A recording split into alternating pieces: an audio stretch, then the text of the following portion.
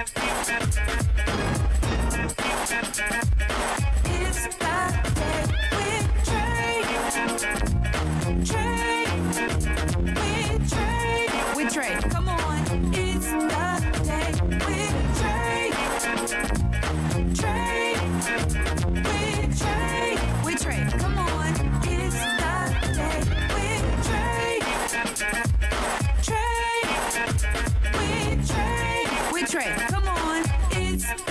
day with Trae. Pump it up, pump it up. Trae. Come on, come on. With Trae. Pump it up, pump it up. It's the day with This is the day to gain inspiration, to make a positive change in the nation. We're inviting you to partake in conversation, to raise your vibration. It's the day that we will all celebrate all of our peace that make this thing elevate. Watch the negative fade away, cause it's the day with Trae.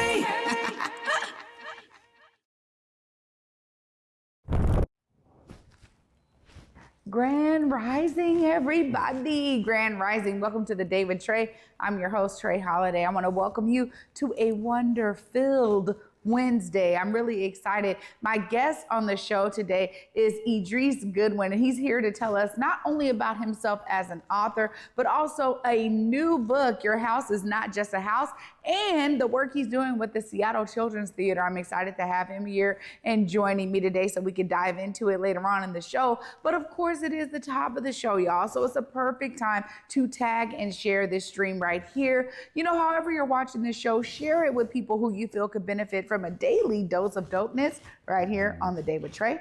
And if you can't watch our TV show, we still got you covered, okay? Just listen to us anywhere you find your favorite podcast by searching Converge Media Network and the Day with Trae on whatever platform is your favorite. We're on all of them, so go ahead and search for us and you will find us there. Well, before I get into it with Idris later on, I gotta say, I'm inspired by him already before we even get into the interview. And that is the work that he is doing as not only an author, but working with the young people. Let me tell you, there's always a way for you to explore other opportunities, for you to utilize your passion, your skill set in a multitude of ways. You know, for me, for instance, right? I was loving theater since I was like 9. I got into it, movies, TV, film, modeling, all the things. And it's led me to where I am today. But along the way, there were some real significant moments in my life where I was able to pour into other people with the things that I loved.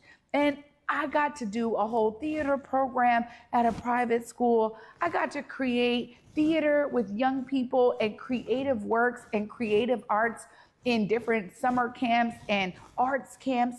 I'm telling you, I was able to utilize my love and my passion for the arts in so many different ways. And I'm encouraging you now. You know, I'm going to remind you at the end of the show, but I'm encouraging you now because no matter what it is that you love to do, there's a way to pour into young people or into our elders. You know, take your skill set to senior centers. Figure out if you can do a class. Maybe it's creative writing. Maybe it's media and you want to show them what podcasting looks like. It doesn't matter what you love to do. It could be adult coloring books, right? And taking them to amazing places where they never would have been able to see this if you didn't introduce it into their world. So I am telling you right now that I'm inspired because Idris is not just an author. He's like, well, of course I could write books, but he's writing books that are children's books. And then he's doing some additional work. And before I left it all to the end of the show, I thought we would start there because I too realized throughout my own journey, there have been some amazing points in time where I was able to pour into young people in a real impactful way. And years later, having someone who was in one of my programs tell me how that was a launching pad for them to dive into their own creativity or explore artistic works of their own variety throughout their lives and in their communities. That's what I'm talking about. Sometimes we have to be that first spark, y'all. And you know, I'm always telling y'all to be inspired because no matter what it is that you want to do, there's some way that others could benefit from it. So after this short break, up next, we got Idris Goodwin in the building. And y'all know I'm excited to talk to him about all the ways that he is using his artistry for the good of the community, and of course, about his new book. Y'all don't want to miss this. Stay tuned. You're watching The Day with Trae.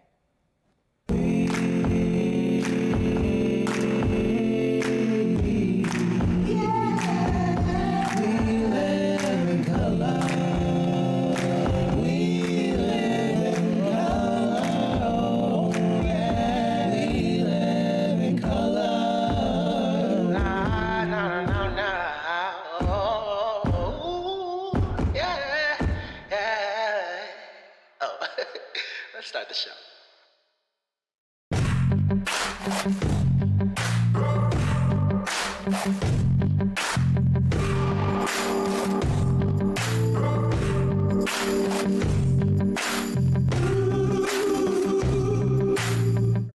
Big Tobacco thinks they know everything. They think they know you, your community, the places you go, the way that you spend your time. They think they got you all figured out, down to a formula, a calculation based off of numbers of what they think they know. Show them they're wrong. Learn more at theythinktheyknowyou.org.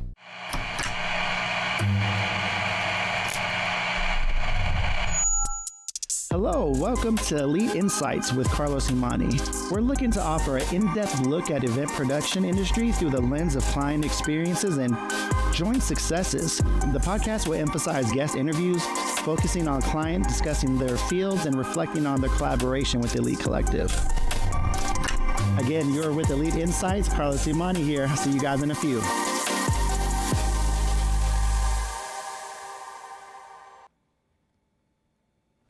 Welcome back, everyone, to The Day with Trae. I'm your host, Trae Holiday. Joining me is Idris Goodwin. What's up, Idris? Hey, how are you? Good. How are you? Man, I'm so excited to be here with you. I'm a big fan. I love what you're doing here with this show. So I done made it, y'all. I done dream those dreams. Well, thank you so much. This is a real honor, too, because you've been pouring into community for some time. Yeah. And before we get into your book, tell us about those early days of you as a writer. Oh, wow. Yeah, thank you. That's a good question. I don't know how, I'm sure we can't be here all day, but as long as I've been alive, I've known that creativity in the arts were, it's just where the heat was always. I always had a big imagination. And when I was very little, like my older brother, my cousins were all in the comic books and comic strips. And this was the 80s. This was the time of like hip hop's exploding and Star Wars and movies and, right before cable TV. So I just knew that I was supposed to be a storyteller or a filmmaker or a cartoonist or something like that. When I went to film school in the late 90s, we were like the last generation to actually shoot on actual celluloid. This was right before the digital movement. I stayed in Chicago. I worked in PA, production assistant jobs for like TV shows, and went back to school again, School of the Art Institute of Chicago. And that's when I fell into theater. I got invited into theater. And I just poured myself into any outlet that was available. I was doing hip hop music and spoken word, and the city of Chicago, very similar to Seattle, is just, there's so many opportunities, so many venues and different things you can get into. And so that city just became like my artistic playground, and I was just searching for my voice, and I haven't really stopped. I think everything I'm doing now with Seattle Children's Theater and this book and that play or whatever, it's still the same thing. I think the opportunities get bigger, the work gets bigger, the connections grow stronger, but the same seed that was in, that same spark that was in me as a very little boy hasn't changed. I mean, I'm still just constantly in process. Like, what's the next story? What's the next story? What's the next story? And not really tripping, not looking too far back, Wow. Yeah. You know, that's exactly why I wanted to kind of start the show with that, because you're a great example of like, okay, the seed's been planted. I'm going to do it in a wide variety of ways and take advantage of the opportunities. Tell us a bit about what that was like throughout your journey of, you know, one opportunity after another, because in the world of arts, sometimes it could get sparse, but you've been seeming to be pretty consistent and busy by grabbing all of these amazing opportunities before you. Yeah. I think the key for me has always been you're always in process. You know, mastery, the pursuit of mastery is about the pursuit. And really it's the pursuit of self-reflection, of constantly being in conversation with your feelings, with your accomplishments. I always say I watch the game tape every day. You know what I mean? I'm constantly reviewing game tape, and you know, and that's really the you know, you're getting better at your craft. It's like anything else. It's like, and you can't get too good, bad, or otherwise. So like, you can't get too lost in the applause, but you also can't get lost in the hate either, or even worse, the absence, the quiet, the silence when there is no response. You can't get lost in that either. And so that's the sort of the negotiation that is bittersweet, right? It's a double-edged sword. It's like you want the praise, but at the same time, you don't want to sit in the negative either. So the thing you can control is the story you have to tell, the thing you want to explore, your curiosity, your passion, and the collaborative nature, being around other creatives, whether it's working on a book, working on a play, you know, making a short film, working on some music stuff. The beautiful thing I love is collaboration, trying to synthesize a vision for something or a certain conversation. And you know, a lot of times these relationships with these different artists and creatives, that's the thing that lasts. You know, you make some things together along the way that you look back on and you're like, oh, I love that, or man, what were we thinking with that?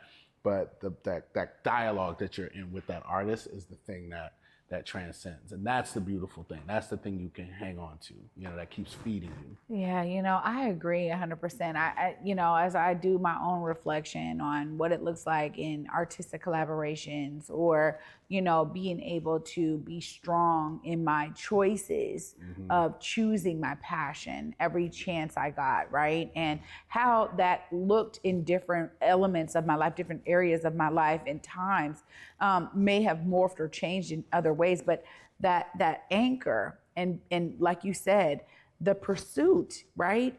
I also think too, so much of this is you're always in the present, right? And you accept what the present gives, and then I move on, right? Like, and that for me has been a driving force in, you know, not only me being steadfast and consistent, but also understanding, like, doesn't matter what comes with any point in time. I'm here for it. I'm built for it. I'm ready for it, right? Whether it's the biggest thing or the smallest thing or nothing, like you said. So I really appreciate your perspective on that.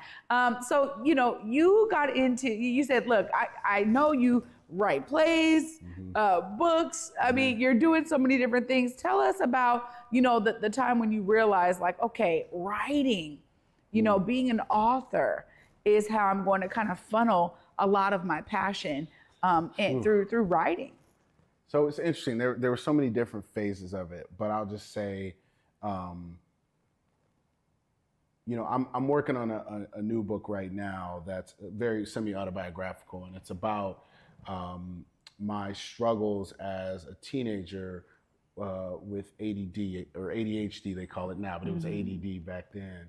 And not really understanding what was going on and not seeing the correlation between the struggles I was having in school and the devastating things that it did for my self-esteem at that time. And so I'm starting to reflect now at, you know, 40 plus, now fully facing and dealing with and treating the ADHD, what I got wrong then, you know, and just like what I wish that I could have told myself then, and like what was the book that I needed to have read back then. So I bring that up to say that, you know, I was doing so poorly with like reading, like literature classes and composition classes. Even though I felt like my English was pretty good, I was not doing well in English classes, right? But other forms, right? So comic books, hip hop, you know, spoken word, film, spaces where it felt like the kinetic experience, the verbal experience, that, you know, especially for in the art of the diaspora, it is about the oral tradition and, you know, the word on the street and dialectics like that. I felt that was a wealth that I had. I knew how to say that, right? But I felt like the school, you know, the K through 12 English class or literature class, where we're not reading anybody. We're not reading Ntozake Shange. We're not reading Amir Baraka. We're not reading Sonia Sanchez. You know, we're not reading the folks that are on my shelf at home. We're not even reading Maya Angelou, right?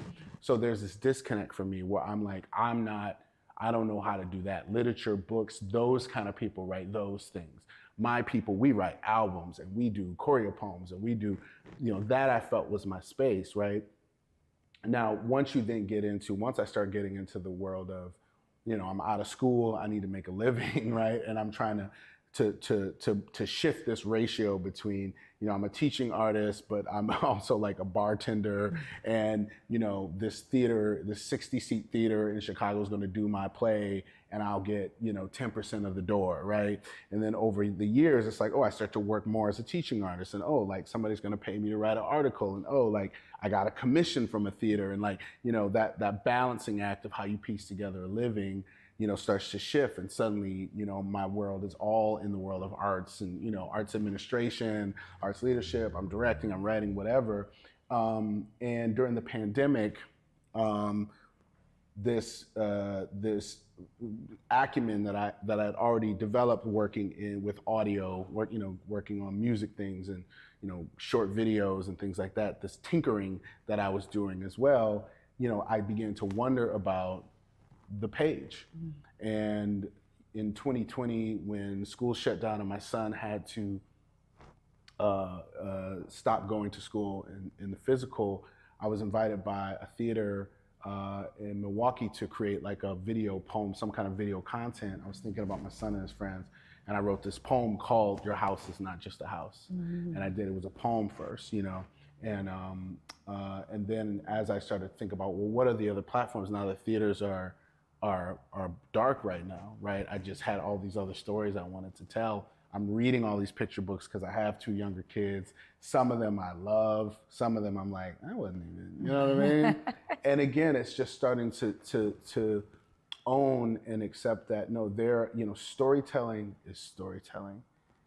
Good story, the fundamentals of a good story, irregardless of someone's age, will work. You know, it will work. The once upon a time, you know, is tried and true. And so whether you're on a page or you're on a stage or you're in my headphones, it doesn't really matter. You know, it just doesn't matter. And so as I sort of work through my own fears and anxieties and insecurities around where I belong and where I don't belong, it was a moment of real liberation. But it took me over 30 years to get there. So it was a hop skip, you know. Yeah. But I feel like I'm in therapy right now. I feel like, should I be laying down? I love it. Well, you know, but when you explain the story, it also allows us to see some insight into you as an author and the types of works you love to create and really some impetus why. So tell us a little bit more about Your House Is Not a House. What are folks? Oh, you mean that? Yeah, you mean this go. There it that is. just popped up miraculously out of the side of the couch? I love the artwork, by the way, too. Yes. You know, what is this story for young folks? Yes. So first off, shout out Lorraine Nam, who illustrated this book and really like created a story out of it. I mean, the poem that I wrote was, you know, much more sort of like a general message to young people, like, you know, it seems your home is just walls, windows, and doors, but take a closer look. It's that and so much more. That couch, that closet's not a closet. It's a teleportation chamber that will take you to a planet with robots screaming danger.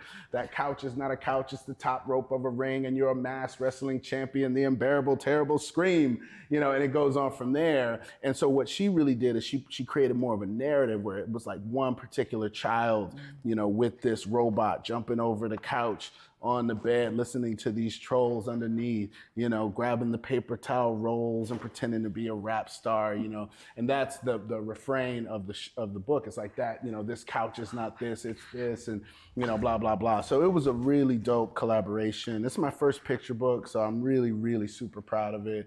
And can't, you know, and just, and really like your opening, this is for you, by the way. Oh, thank you. Yes. And so your opening, you know, your intro, your monologue, which was really moving, I was like, that's the book. Like, that's what I'm trying to do, really. It's just, it's an invitation, not just to kids, but the parent that's, you know, the adult that's reading it to the kids. It's like, you have this powerful, powerful thing called an imagination. And the step of craft, the step of taking an object, right? Like, that's why the book is like, you know, that object is not that object, it's something else. Like, that's the first step towards, you know, creativity in its tangible form. And that's the disconnect for a lot of people, is they have most people have great visions, they have ideas. I think every human has that, but there's this, the disconnect is the step to do it. Yeah. And never before in human history have we had so many tools and outlets. I mean, like, you can literally use, there are apps where you can speak your vision into it and it will generate it for you, you know? Now, you want to refine it and you want to have taste and you want to have all that. There's other things to develop, but we have these tools, and just, I believe that practice is very healthy. I think it's it gets your dopamine up. I think it's like it's a powerful thing. Yeah. So the book is really an invitation to everybody to just tap into that imagination, have some fun, you know, create with young people, with your community, and just have some fun, man. We gotta have more fun out here. Well, I gotta tell you, thank you so much for this. Your house is not a house. I'm excited about it. I'm a new grandmother. Hey. And so I when you started reading pieces of this and reciting the poem, I just thought to myself, oh my gosh, yes. You know, this is the kind of, you know, attention that we want to give to our young people, to be very intentional about them exploring their creativity and their imagination therein. You know, as adults, we get so bombarded by the boxes where it looks like we're supposed to fit in, that we forget that we have this great imagination that we can explore. And I love the innocence, not only of young people, but the fact that they don't have that, right? They're not, you know, they have these inhibitions. They don't have that. Yeah, They are just like, I'm free. I'm going to flock. I'm going to love it all. And it's interesting, as I watch my sons get older. I have an 18-year-old and a 10-year-old, right? And watching them get older and them learning about how they are in the world. You know, two young Black men, you know, that I'm raising. And I always think, please don't lose that, right? Like, understand you still have the ability. Yes, the world is what it is, but you still have the ability to be whatever you want and to explore these different realms of your life that may create anchors for you along the way, where you can go back as a grown adult and look back and say, wow, it was because I was in that program. Yes, oh, it was because I had that experience. Oh man, this, you know, specific person who poured into me in this way that wasn't part of my family, right? Like, it was that person. And I think back to what those were for me. So I absolutely adore this. Thank you so much for giving me a copy. Of course. And you also do work with Seattle Children's Theater. Tell us more. Yeah, well, that was actually what I was gonna, when you were speaking about, the willingness and the readiness, right? You know, kids like stay ready so they don't got to get ready. Right? You know?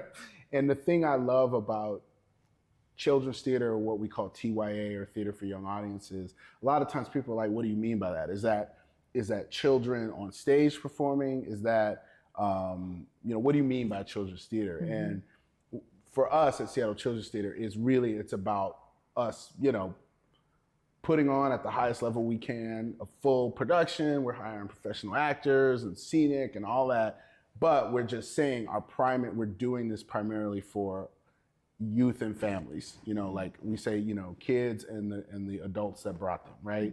And we're just choosing to focus on that demo with the understanding that, you know, I believe communities are at their best and their most powerful when all the age groups are represented. You know, when you can bring the whole family out, when you can bring the whole community out, that is a powerful, that is a powerful audience right there. And the thing I love selfishly as a writer and a producer of theater is that kids they are ready to go. They watch with their whole bodies. They're like, what is we doing? Yeah. Like, here, let's go. Like, what are we doing? What are we doing? Tortoise in the hair? All right, let's get it. You know what I mean? what are we doing? What are we doing? Yeah. Christmas Carol, let's go. You know, they just are so with you, and they hand over their hearts and their minds to you, and they're like, they trust you. They're like, all right, take me on a ride. Take me on a ride. And if you half step in any way, they'll eat you. Yeah. You know, but they still will be generous. They will still, even if they don't love it, they'll still be generous. You know, I just find them to be the best audience members, in my opinion. And I think they make adults better audience members too. Because the adult is watching the show looking for something, but the adult is also watching the kids watch it. And watching kids fall in love with live theater is you could bottle that and sell that. And I might low key do that like a little side hustle. You're gonna find a way to do it. Yeah.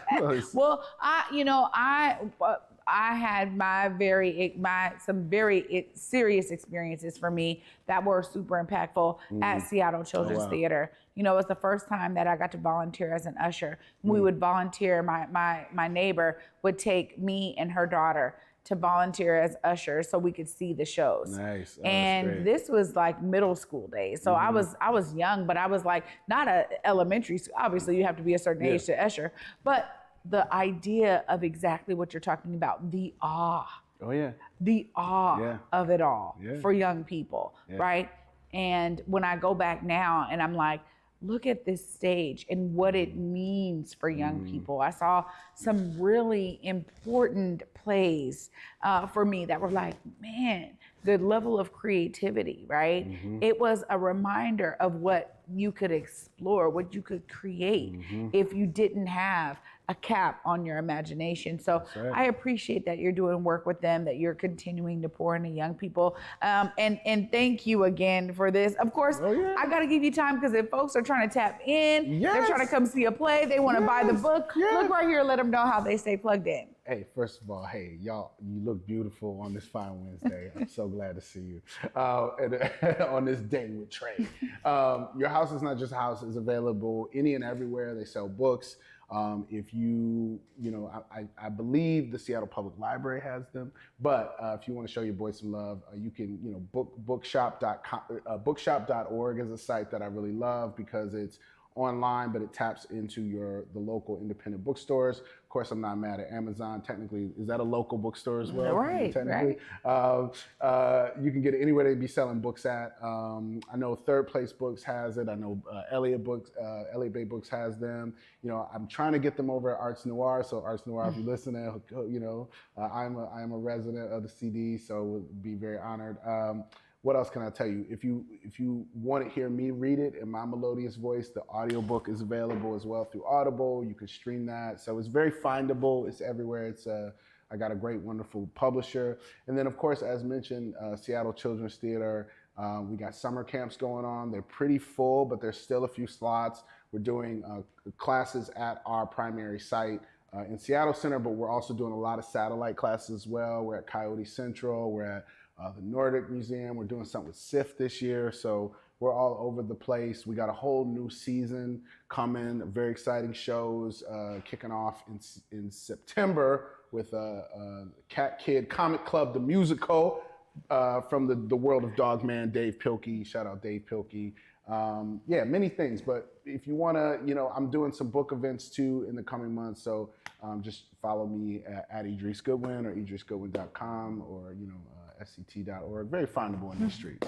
There we go. Yeah. Idris, thank you so much for everything you're pouring in to the community And thank you for this. I cannot wait to read this to my grandson. Thank you. Yeah. I would love to hear you read it too, actually. I feel like you would really crush it. You got it. Yeah. You got it. The recording's coming your way. Yeah. Let's go.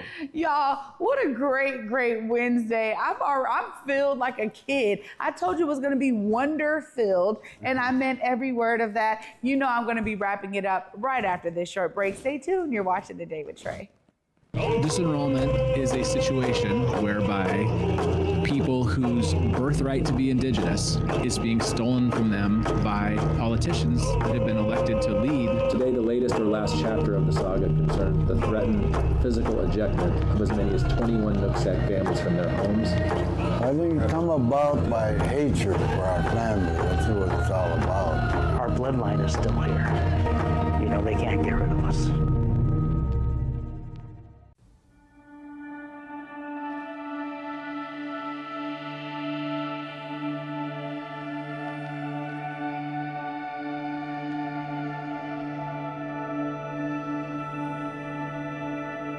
Here on Back to Besa, it's always been important to me that we uplift stories from across the region, and that no matter where you live in the nation, you never have to miss a moment of the show as we continue to highlight the beauty, excellence, and resilience of our communities across the Pacific Northwest. Why? Because representation matters. So no matter where you live, be it the Central District or Centralia, Portland or Pullman, or anywhere across the country, I encourage you to join me on this Back to Besa journey by downloading the free Fox Local app on your phone or smart TV as we continue to elevate the very best in our communities. Seattle really is just a big neighborhood. It was a place for us to grow. We all have a gift of some sort. It's just my vision of what I see. Theater allows you to hit harder and be more. There's a sense of hope that your story will survive longer than you will. Stream on the Cascade PBS app or watch live. Fridays at 8:50 p.m. on Cascade PBS. Learn more at blackartslegacies.com. Welcome back, everyone, to The Day with Trae. I'm your host, Trae Holiday. I got to give a huge shout out to my guest, Idris Goodwin, today, author of Your House is Not Just a House. And that is so true. How many of us grew up with that very sentiment? You know, my brother we thought he was going to be a cop or a gun maker or something, because everything was a gun. It wasn't just his hands. It could be a cereal box. It could be Legos. It didn't matter what he had in his hand. Maybe that toilet paper roll was probably a gun for him at some point. So how many of us grew up with that layer of imagination as children, utilizing our house as our very first playgrounds? I am telling you, I'm so excited to read this book to my grandson, and I want y'all to get your copy today. He said it's very easy to find. Thank you for that, Idris. We appreciate it. But tap into our local brilliance, y'all. You know, as I said in the beginning, anything that you can do to make sure you are a part of community, you're pouring into community, you're using your craft in a multitude of ways.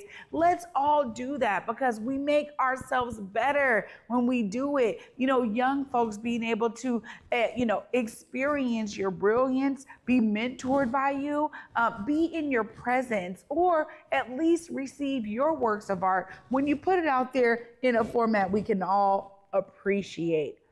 I want y'all to be inspired, because Idris definitely inspired me. You too can be a part of the solution, as he showed you he was here today. Y'all know I'll be back tomorrow. And until then, at 11 a.m., y'all, peace.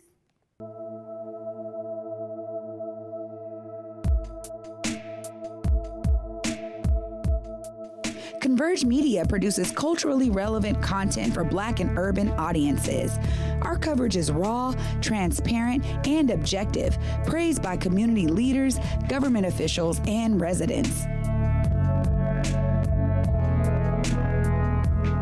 Support Converge Media today via Venmo, Cash App, or PayPal at Converge Media.